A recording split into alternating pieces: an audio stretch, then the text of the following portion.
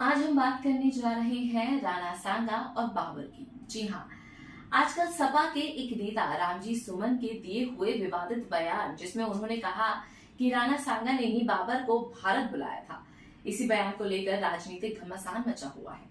जहां करणी सेना रामजी सुमन से इस बयान को लेकर हमलावर हो चुकी है, वहीं अखिलेश यादव भी कभी राणा सांगा के पक्ष लेते हुए नजर आ रहे हैं, तो कभी अपने नेता रामजी लाल के साथ खड़े नजर आ रहे हैं। चलिए हम आपको बताते हैं राणा सांगा का इतिहास और क्यों इस बात को लेकर भारत के लोगों में भ्रम है कि उन्होंने बाबर को भारत बुलाया था या नहीं। तो बात है 15वीं सदी की, जब दिल्ली में इब्राहिम लोधी और गुजरात में बहादुर शाह की सल्तनत थी और उन्हीं के बीच पड़ता था मेवाड़। और मेवाड़ के राजा थे राजा रायमल, जिनके 3 पुत्र थे, कुंवर पृथ्वीराज, कुंवर जयमल और कुंवर संग्राम सिंह। सबसे छोटे कुंवर संग्राम सिंह आगे जाकर राणा सांगा के नाम से जाने जाने लगे।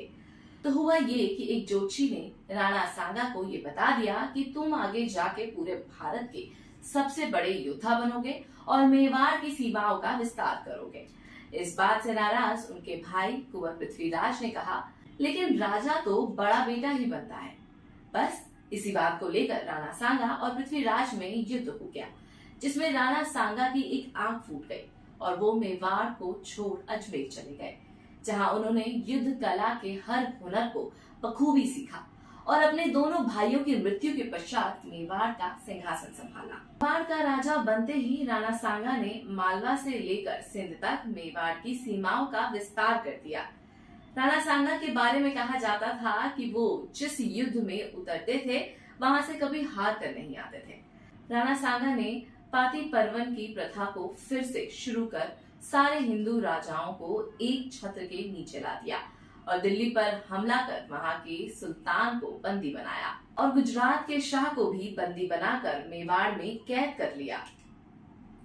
बाद में दिल्ली की सुल्तान के माफी मांगने और बहुत ज्यादा कर देने के वादे पर उसे रिहा कर दिया गया, जिसके बाद सुल्तान ने फिर से दिल्ली में अपनी सेना खड़ी करके राणा सांगा पर फिर से हमला किया। इस बार फिर राणा सांगा ने उसे हराकर पूरे हिंदुस्तान को अपनी ताकत का लोहा मनवा लिया। अब आते हैं बाबर और राणा सांगा पर। तो बाबर काबुल से दिल्ली के सुल्तान इब्राहिम लोधी पर हमला करने के लिए बढ़ता है और 20 अप्रैल 1526 को पानीपत में दोनों का युद्ध होता है। इस युद्ध में राणा सांगा ने ना तो बाबर को रोकने की कोशिश की, ना इब्राहिम लोधी को। उनका मानना था कि जब ये दोनों आपस में कट पिट लेंगे, लड़ लेंगे, तो हम बचे हुए लोगों पर हमला करके दिल्ली पर अपना परचम लहरा देंगे। अब जो लोग कहते हैं कि बाबर को राणा सांगा ने इब्राहिम लोधी को हराने के लिए बुलाया था, उन्हें इतिहास के पन्नों को खोलकर ये देखना चाहिए कि जिस इब्राहिम लोधी को राणा सांगा ने 2 बार हरा दिया और 5 महीने तक मेवाड़ में कैद रखा, उसे हराने के लिए उन्हें काबुल से किसी बाबर को बुलाने की क्या आवश्यकता है। वो अलग बात है कि समय ने अपना चक्र कुछ विपरीत दिशा में खेला। बाबर इब्राहिम लोधी को हराने में कामयाब हुआ और दिल्ली में अपना परचम लहरा बैठा, जिसके बाद बाबर समझ चुका था कि हिंदुस्तान को अगर नष्ट करना है तो पहले राणा सांगा को हराना होगा। उसने आगरा में राणा सांगा के एक किले पर हमला कर दिया, जिसे बचाने के लिए राणा सांगा फिर एक बार मैदान में उतरे और उन्होंने बाबर को खदेड़कर दिल्ली तक सीमित कर दिया। पर बाबर भी कहां मानने वाला था। उसने भरतपुर में फिर मेवाड़ के खिलाफ युद्ध का ऐलान कर दिया, जिस युद्ध में वो काबुल से अपने साथ लाई तोपों का इस्तेमाल करने लगा। दुर्भाग्य से भारत में किसी भी हिंदू राजा के पास तोपें नहीं थी, परंतु फिर भी मेवाड़ियों ने बाबर की सेना को पीछे हटने को मजबूर कर दिया और बाबर के सैनिक वापस काबुल भागने को तैयार हो गए। ये देख बाबर ने इस युद्ध को इस्लामिक जिहाद का नाम देते हुए अपने सैनिकों को फिर से युद्ध करने के लिए तैयार किया। फिर होता है चंदेरी का युद्ध, जिस युद्ध में बाबर तोपों के साथ साथ मेवाड़ी सैनिकों पर पीछे से हमला करते हुए टूट पड़ता है।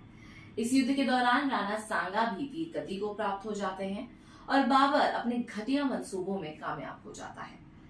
तो जिन्हें लगता है कि राणा सांगा ने इब्राहिम लोधी को हराने के लिए बाबर को बुलाया था, वो अपनी जानकारी ठीक कर लें कि जिस इब्राहिम लोधी को राणा सांगा ने 5 महीने तक अपने किले में कैद रखा, वो उसे हराने के लिए किसी बाबर को क्यों बुलाएंगे।